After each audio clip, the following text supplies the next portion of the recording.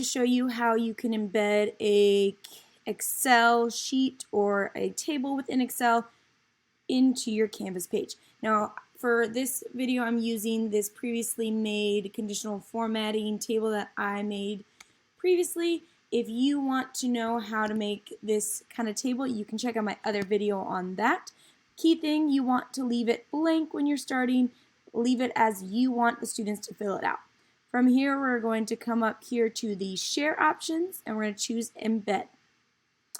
You got options. Once it loads here, I will show you them. So you can choose the entire workbook, but I think that's too much for your students to see on Canvas. So I'm going to select a range. Sometimes it will auto select for you, but if it doesn't, you just say select range and then you are going to drag. So let me give it a moment to load all up. Okay, and let's see. Oh, it's because it's already selected. Okay. So right now nothing's been selected and I'm going to choose to drag and I just want to take through, come on, nope. Sometimes it gets a little tricky. If I also know the range that I want, so looking back here, if it's being strange like this, you can go in.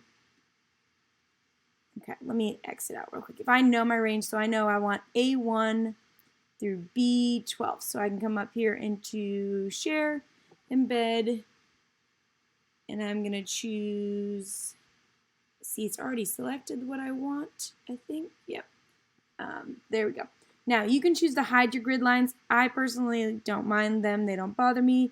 Hide the row and column headers. I don't like to do that as well.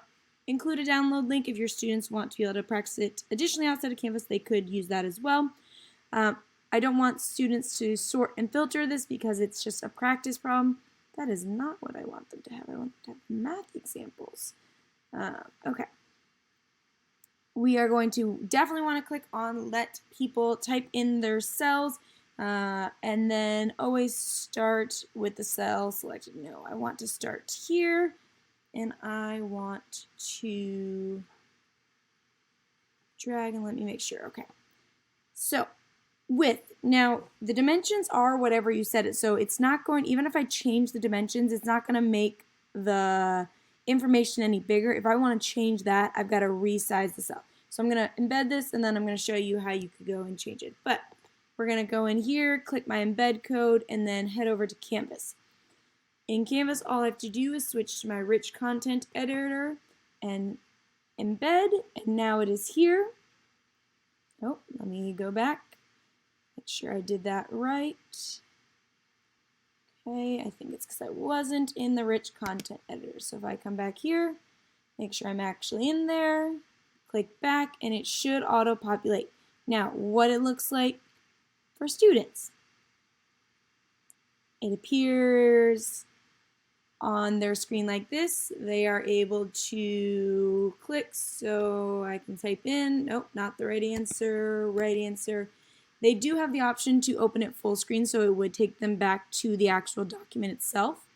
And what I was talking about, let's say I want to try to increase the size of it because it does look a little tiny.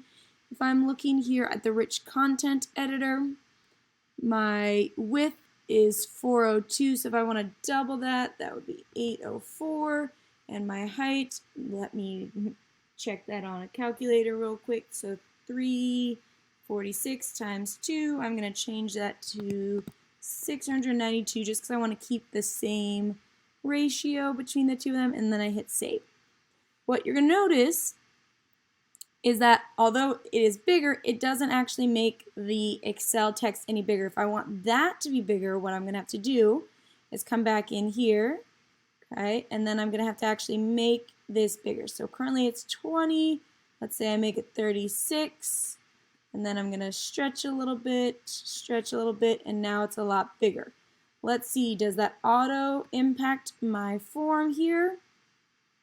Nope, it stays the same, so I would have to come back into my embed option again. So file, share, my embed.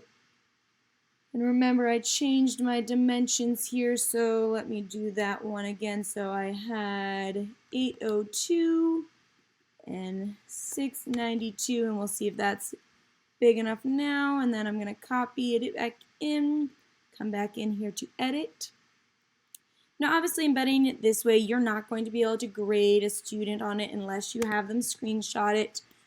I really look at this as more of a formative practice resource for students so that when you are not available, they are there to help you out. So now I save and it looks a lot bigger. It takes up more of the space. They still can scroll down to complete it as well. I hope that helped you.